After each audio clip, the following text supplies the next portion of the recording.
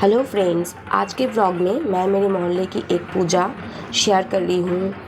जैसे कि सनातनी हिंदू धर्म में कई सारे देव देवियों की पूजा को मान्यता दी गई है, वैसे ही आज हमारे मोहल्ले में एक देवी की पूजा हो रही है जिसे माँ शीतला कहती है।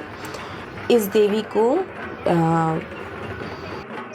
ये माता सारी बीमारियों को हर लेती है, तो इसलिए इसकी पूजा की जाती है माता शीतला।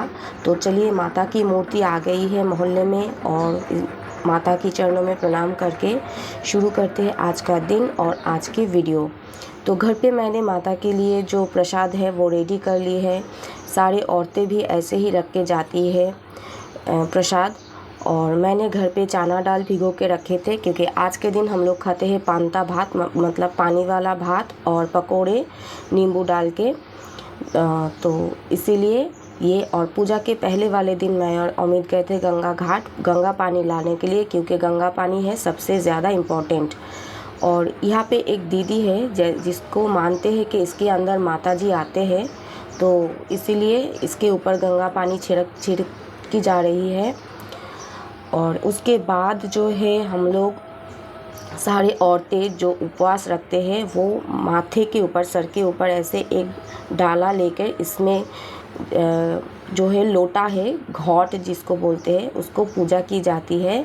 और ऐसे रख के हम मोहल्ले के सभी के घर में जाते हैं। तो पहले घर हमारा था, तो किसी एक ब्राह्मण के घर से शुरू करते हैं। तो हम लोग जैसे ब्राह्मण हैं तो हमारे घर से शुरू किया है। ऐसे ही घर माता को सिंदूर डाला जाता है, फिर चावल दी जाती है, फिर सरसों का तेल रखा जाता है पूजा के लिए। और ये जो डाला है जिसको कूला कहते हैं बांग्ला में, तो उसमें से कुछ चावल उठा के दे देते हैं, ताकि इस चावल को मेन जगह पे, जहाँ पे हम चावल रखते हैं वहाँ पे रखने से समृद्धि होती है। तो जितने भी औरतें हैं सभी अपने सर पे इस डाली को रखेंगे और सबके घरों में जाएंगे हम लोग। और एक औरत जो है, वो कोई भी हो सकता है, ऐसे हैंड फैन जिसे कहते हैं, पंखा, उसको हवा करती है, क्योंकि माता जो है बीमारियों को हरती है, अपने ऊपर ले लेती है। तो माता को शांत रखने के लिए उसको ऐसे पंखे से हवा की जाती है। और नंगे पैर चलना पड़ता है, सारे जो है नए कपड़े पहनना पड़ता है, नए गमछा लेना पड़ता है। और ऐसे ही होता है पूजा का फास्ट वाला नियम।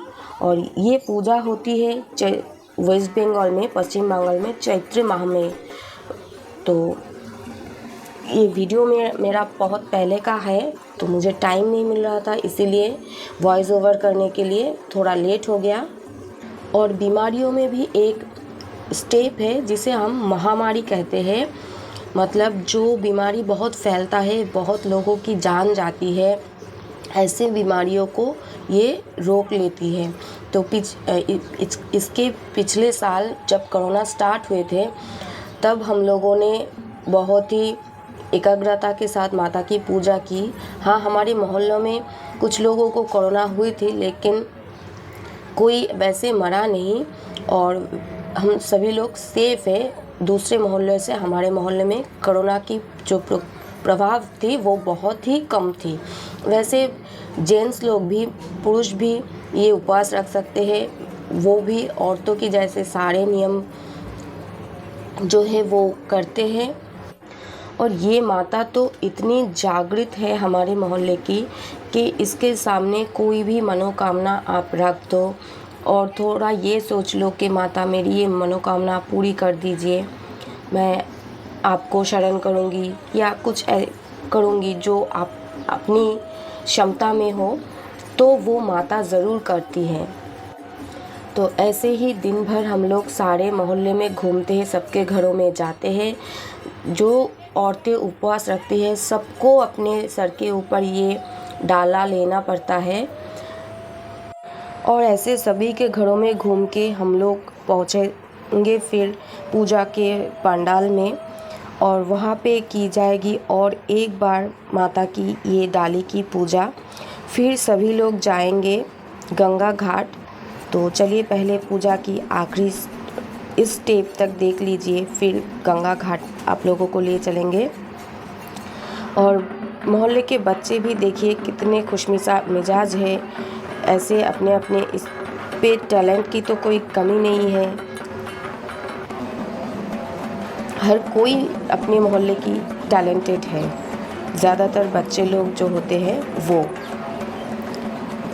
तो ऐसे करने के बाद हम लोग आ गए हैं गंगा घाट। यहाँ पे नहाना पड़ता है सभी को, जिन्होंने जो कपड़ा पहना है वही पहन के ही नहाना पड़ता है और वही कपड़ा पहन के ही पूजा में बैठना पड़ता है। अगर किसी को प्रॉब्लम है तो वो, जैसे किसी को सर्दी ज़ुकाम लग जाती है तो वो कपड़ा चेंज कर सकती है, उसको नए कपड़ा ही पहनना पड़ता है। और देखिए मन्नत मांगने से कई औरतें, लड़के जो है ऐसे ज़मीन पे अपने हाइट की एक नाप लेके लकीर खींचते हैं। इसे बंगाली में कहते हैं डोंडी काटा। तो कई औरतें ऐसे भी मन्नत मांगती है कि अगर मेरा ये हो जाए तो मैं ये करूँगी, और उसका वो होने के बाद उसको ये तो करना ही पड़ता है क्योंकि उसने मन्नत मांगी थी। मैंने कभी ऐसा मन्नत नहीं मांगी है, जितना मुझसे हो सकता है मैं उतना ही करूँगी। और उसके बाद जो है संध्या की टाइम पे संध्या आरती हो रही है माता की, और इसके बाद होगी मेन पूजा। पंडित जी के आरती के बाद औरतें भी माता को आरती करती है, और ये वो दीदी है जिनके अंदर माता जी प्रवेश करती है। तो पहले ही सब कुछ उन्हीं को करने दिया जाता है। तो वो कर रही है माता की आरती, और वो बहुत ही भयानक टाइप की आरती करते हैं क्योंकि माता जी उनके अंदर प्रवेश कर जाती है। तो और फिर हम सभी ने थोड़ा, जो ढाक बज रहा था उनमें, उसके ताल पे थोड़ा सभी ने नाचा, माता को खुश किया कि माता आप आए हमारे यहाँ, हम बहुत खुश हैं। तो ऐसे ही हम सभी को खुशी से रखना। फिर हम सभी बैठ गए पूजा के लिए। पंडित जी बुला रहे थे कि मेन पूजा स्टार्ट होने वाली है, तो आप सभी लोग बैठ जाइए। तो ऐसे ही चल रहा था 1-1.5 घंटे की पूजा के पर्व। फिर आखिर में हुआ यज्ञ। कोई भी पूजा यज्ञ के बिना संपूर्ण नहीं हो सकता। तो पूजा के आखिरी स्टेप है यज्ञ। तो पंडित जी ने शुरू की यज्ञ करना, और यज्ञ देखना मुझे बहुत अच्छा लगता है। और इसकी जो गर्मी है वो शरीर में जब लगता है तो एक अलग सा ही फील होता है। तो कहीं पे भी अगर यज्ञ हो रहा है मैं ज़रूर देखती हूँ। तो ऐसे ही कुछ देर तक यज्ञ चल रही थी।